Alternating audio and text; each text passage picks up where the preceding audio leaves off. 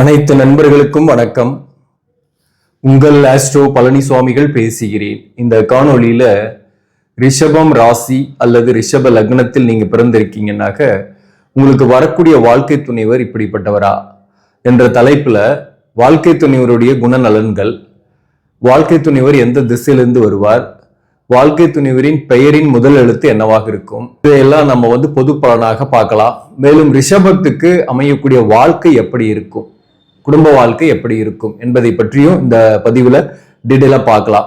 இப்போ இந்த ரிஷபம் என்பது காலபுருஷ தத்துவத்தின் 2ஆம் பாவகம், ஸ்திர ராசி. இந்த வீட்டின் அதிபதி சுக்கிரன். இப்போ ரிஷபத்துல பிறந்தவங்க எப்பயுமே நிதானம் நிம்மதியை தரும் என்று நினைக்கக்கூடியவங்க. மனசுல ஒரு அமைதி இருக்கும். எப்பயுமே மற்றவங்களுக்கு உதவக்கூடியவங்க, மற்றவங்களை கை தூக்கி மேல விடக்கூடியவர்கள். அதே போல நல்ல உணவு, உடை உடுத்துறதுல நேர்த்தியா உடுத்துறது, மேலும் லக்ஸூரியஸ் லைஃப், மெட்டீரியல் லைஃப்க்கு இம்பார்ட்டன்ஸ் கொடுக்கக்கூடியவர்கள். பணம் சம்பாரிச்சு வாழ்க்கையில முன்னேறணும், வீடு வாங்கணும், சொத்து வாங்கணும், சொத்து சேர்க்கை, ஒரு நல்ல பதவிக்கு போகணும் அப்படின்ற எண்ணங்கள் பேசிக்கலாவே இருக்கும். அதை நோக்கி தான் அவங்க இலக்குகள் பயணப்படும். அவ்வளவு சீக்கிரம் கோவப்பட மாட்டாங்க, சிரிச்ச முகத்தோடு தான் இருப்பாங்க. ஆனா கோவப்பட்டா அடக்கிறதும் கொஞ்சம் கஷ்டம். அதே போல தேவையில்லாமையும் கோவப்பட மாட்டாங்க.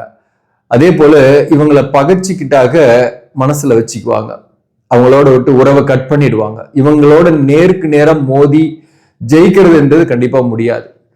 முதுகுல வேணா குத்துவாங்க சில பேர். உங்களுடைய எதிரிகளாக இருக்கக்கூடியவங்க நேருக்கு நேரம் மோத மாட்டாங்க, பின்னாடி இருந்து உங்களை தாக்கக்கூடியவர்களாகவும் உங்களை விமர்சனம் பண்ணக்கூடியவர்களாகவும் சில துரோகிகளையும் வாழ்க்கையில நிறைய சந்திச்சிருப்பீங்க.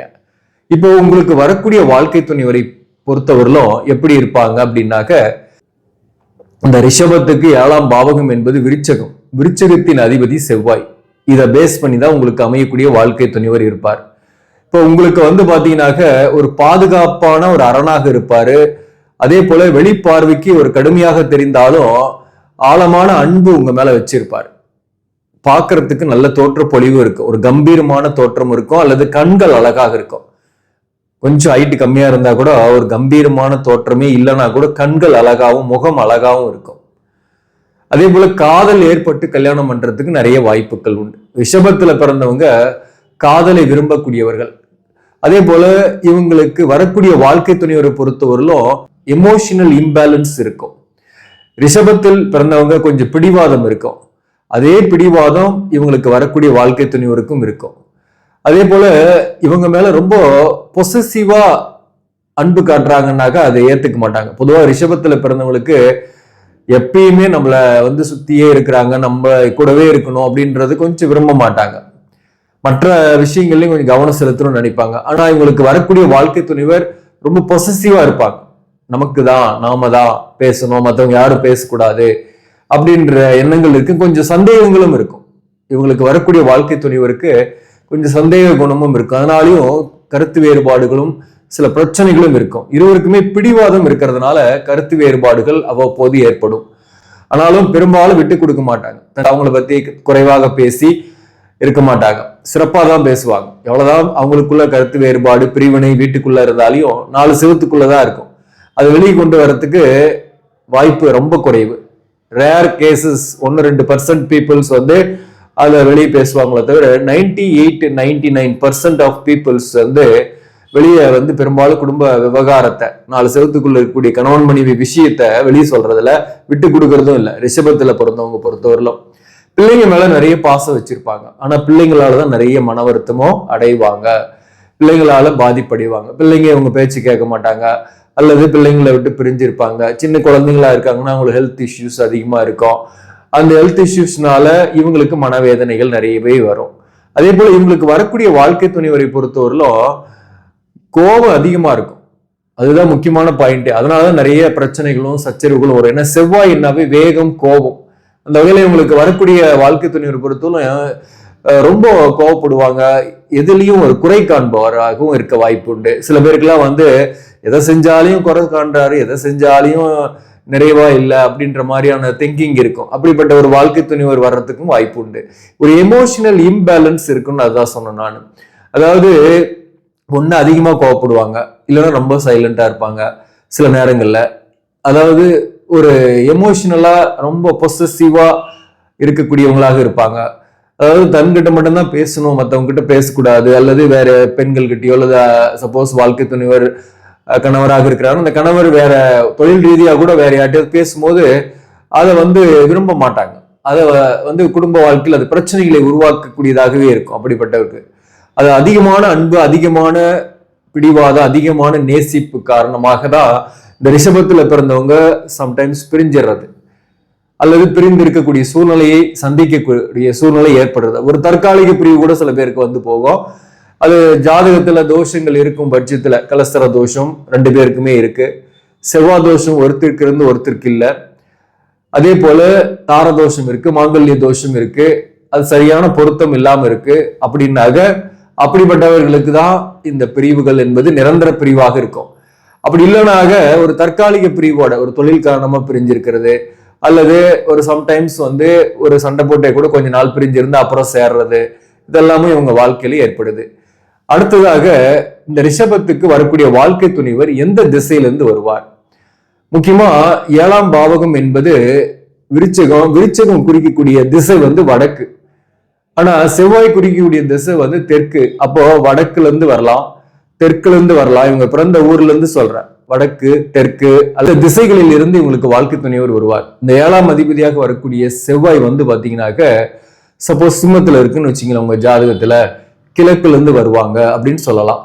இந்த 7ஆம் அதிபதியாக வரக்கூடிய செவ்வாய் மிதுனத்துல இருக்குன்னு வச்சிங்களேன், உங்க ஜாதகத்துல மேற்குல இருந்து வருவாங்க அப்படின்னு ஜாதகத்தை வச்சு நம்ம ஐடென்டிஃபை பண்ணலாம். ஒரு பொது பலன் தான் இது. அதே போலதான் வாழ்க்கை துணைவரின் பெயரின் முதல் எழுத்து என்னவாக இருக்கும், இதுவும் ஒரு பொது பலன் தான். வெரிஃபை பண்ணி பாருங்க, சரியா இருந்தாலையும் சொல்லுங்க, இல்லைனாலையும் சொல்லுங்க. வரக்கூடிய வாழ்க்கை துணைவரின் பெயரின் முதல் எழுத்து ஃபர்ஸ்ட் என்ல ஸ்டார்ட் ஆகும். நா, நீ, நூ அந்த எழுத்துல ஸ்டார்ட் ஆகிறதுக்கு வாய்ப்பு இருக்கு. அடுத்தது பாத்தீங்கன்னாக்க தா, டி, டி அதாவது டி, டி இந்த லெட்டர்ஸ்ல ஸ்டார்ட் ஆகிறதுக்கு வாய்ப்பு இருக்கு. அடுத்தது பாத்தீங்கன்னாக்க எஸ், சா, சி, சு இந்த லெட்டர்ஸ்ல ஸ்டார்ட் ஆகிறதுக்கு வாய்ப்பு இருக்கு.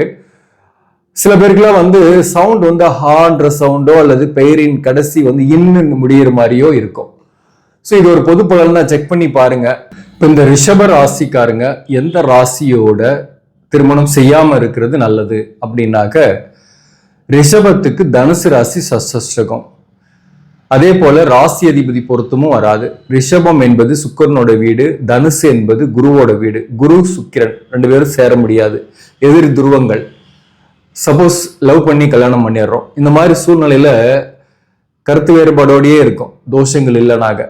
ஆனா தோஷம் இருந்தா பிரியக்கூடிய வாய்ப்பும் அதிகம் உண்டு ஜாதகத்துல. அதே போலதான் மீனம் ராசியும் தவிர்க்கிறது நல்லது. இப்ப விருச்சிக ராசியை சேர்த்தலாமா வேணாவா? ரிஷபத்துக்கு சமசப்தம ராசி விருச்சகம். இந்த விருச்சகத்தை கல்யாணம் பண்ணும் போது அதிக ஓவர் பொசசிவ்னஸ் அவங்க கிட்ட இருக்கும், எமோஷனல் இம்பேலன்ஸ் இருக்கும். ஸோ அப்போ இதுவுமே பிரிவுகளை ஏற்படுத்தும், சந்தேகங்களை ஏற்படுத்தும், குடும்ப வாழ்க்கையில சச்சரவுகளை உருவாக்கும். அப்போ ஏதோ ஒரு வகையில பாதிப்பை கொடுக்கும் மேரேஜ் லைஃப்ல. அப்போ விருச்சகத்தையுமே தவிர்க்கிறது நல்லது. இப்போ விருச்சகத்தை பார்க்கும் போதும் காதல் ஏற்பட்டுடும் அல்லது ஏதோ ஒரு வகையில வரன் பார்த்தா கூட செட் ஆயிடும். ஆனா செட் ஆன பின்னாடி உங்களுக்கு பிரச்சனையும் கொடுத்துக்கிட்டே தான் இருக்கும். அதே போலதான் மகரம் ராசியும் அவாய்ட் பண்றதுதான் நல்லது. மகரம், மீனம், தனுசு, விருச்சகம் இந்த ராசிகளை தவிர்த்துட்டு துலாம் ராசியும் தவிர்க்கணும். முக்கியமா சஷ்டகமா வருது இல்லையா, ஒரே ராசி அதிபதி இருந்தாலும் ஒரே மாதிரியான எண்ணங்கள் பிரச்சனைகளை உருவாக்கிக்கிட்டே இருக்கும். பிடிவாதம், கோபம்ன்றது பேசிக்கலா 2 பேருக்குமே வரும். அப்போ துலாமுமே தவிர்க்கணும்.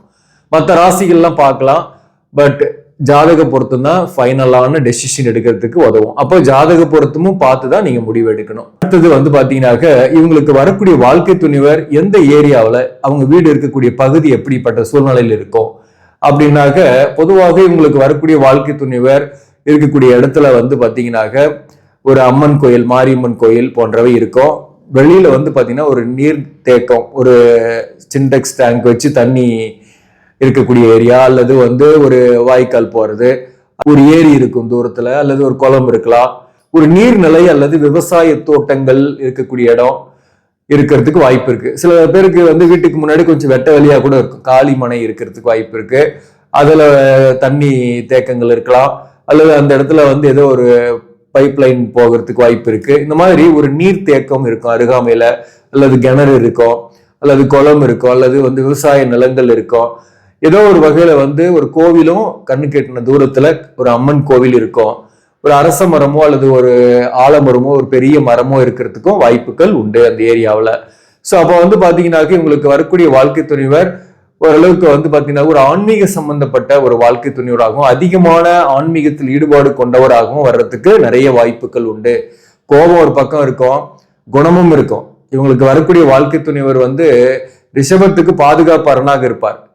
அதாவது யாரும் வந்து அவ்வளவு சீக்கிரம் ரிஷபராசிக்காரங்களை தொட முடியாது வாழ்க்கை துணைவரை மீறி. அதே போல வாழ்க்கை துணைவரே வந்து பாத்தீங்கன்னாக்க ஒரு பக்கம் கோபம் டென்ஷனும் கொஞ்சம் கொண்டவராக இருக்கனால அவ்வளவு சீக்கிரம் மற்றவங்களுடைய பிரச்சனையை வந்து வாழ்க்கை துணைவரே சமாளிச்சுக்குவாங்க. வீட்டுக்கு ஏதாவது பிரச்சனை வருதுன்னா கூட வாழ்க்கை துணைவரே இதை வந்து சமாளிக்கக்கூடியவராக இருப்பாரு. இப்போ வந்து ரிஷபத்துக்கு பாத்தீங்கன்னாக்க குடும்ப வாழ்க்கையை பொறுத்தவரையிலும் இந்த பிடிவாதம், அதே போல பொசசிவ், இந்த பிடிவாதம், ஓவர் பொசசிவ்னஸ், அதே போல எமோஷனல் இம்பேலன்ஸ், கோபம், டென்ஷன், இந்த காரணத்தினால திருமண வாழ்க்கையில ஒரு பெரும்பாலானோர் கொஞ்சம் மகிழ்ச்சியாக இருக்கிறதுல, அல்லது ஒரு தற்காலிக பிரிவாவது பிரிந்து அப்புறம் சேரக்கூடிய சூழ்நிலை ஏற்படுது. சில பேருக்குலாம் பொருத்தம் இல்லாதவர்களுக்கு தான் வந்து பாத்தீங்கன்னாக்க நிரந்தர பிரிவு ஏற்படுறதாக இருக்கு. இவங்க சொல் வன்மை அதிகம் உண்டு. நல்ல வாக்கால் பிழைக்கக்கூடிய தொழில் செய்யக்கூடியவர்கள், பயிற்சியாளர், ஆசிரியர் பணி, இந்த மாதிரி தொழில் வளம், வாக்கால் பிழைக்கக்கூடிய தொழில், வக்கீல், இந்த மாதிரி தொழில், அல்லது ரியல் எஸ்டேட்டு, சிவில் ஓரியன்டான தொழில்கள், அரசு சார்ந்த துறையில வேலை பார்க்கறது, இந்த மாதிரியான தொழில்கள் இவங்களுக்கு சிறப்பாக அமையும். அந்த தொழில்ல இருக்கிறாங்கன்னா நல்ல ஒரு வளர்ச்சி, முன்னேற்றம் உண்டு. சாதாரண நிலையில பிறந்திருந்தாங்கன்னா கூட வாழ்க்கையில ஒரு உயரிய நிலைக்கு அடைவாங்க, முன்னேற்றங்கள் பெறுவாங்க. இவங்களுக்கு காலமுறை பிள்ளைகளால மட்டும் கொஞ்சம் மனவேதனைகள் இருந்துகிட்டு இருக்கும். அதே போல ரிஷபத்துல பிறந்தவங்களுக்கு தனித்திறமை இருக்கும், கலைகளில் ஆர்வம் உடையவர்களாக இருப்பாங்க. மீடியா சார்ந்த துறை, அக்கௌண்ட்ஸ், இந்த மாதிரியான துறைகளில் கூட சில பேர் இருக்கிறாங்க. அதுல நல்ல முன்னேற்றத்தை அடையக்கூடியவர்களாகவும் இருக்கிறாங்க. இப்ப ரிஷபத்தை பொறுத்தவரையிலும் எந்த தெய்வத்தை வழிபாடு செய்யறது எப்பயுமே என்னாக்க, ரிஷபம் என்பது சுக்கரனோட ஆட்சி வீடுன்றதுனால பொதுவாகவே ஸ்ரீரங்கம் அப்பப்போ ஒரு வருஷத்துக்கு ஒரு முறையாவது போயிட்டு வர்றது நல்லது. ஸ்ரீரங்கம், படுத்திருக்கக்கூடிய ரங்கநாதரை வழிபாடு செய்யறது, சக்கரத்தாழ்வார் வழிபாடு செய்யறது, சூரிய நமஸ்காரம் தொடர்ந்து செஞ்சுட்டு வர்றது, இதெல்லாமே உங்களுக்கு நன்மையை கொடுக்கும். ஆதித்ய இறுதியும் கேட்கறது அல்லது ஆதித்ய இறுதியும் படிச்சுட்டு வர்றது உங்களுக்கு நன்மைகளை கொடுக்கும். ஆக நண்பர்களே, இந்த பதிவு உங்களுக்கு பிடிச்சிருந்தாக லைக் பண்ணுங்க, இதை மற்றவர்களுக்கும் ஷேர் பண்ணுங்க. இன்னும் நம்ம சேனலை சப்ஸ்கிரைப் பண்ணாம பாக்குறவங்க சப்ஸ்கிரைப் பண்ணி கண்டினியூ பண்ணுங்க. இதன் மூலம் உங்களுக்கு ஒரு சரியான ஜோதிட தகவல்களும் ஆன்மீக தகவல்களும் கிடைக்கும். நன்றி, வணக்கம்.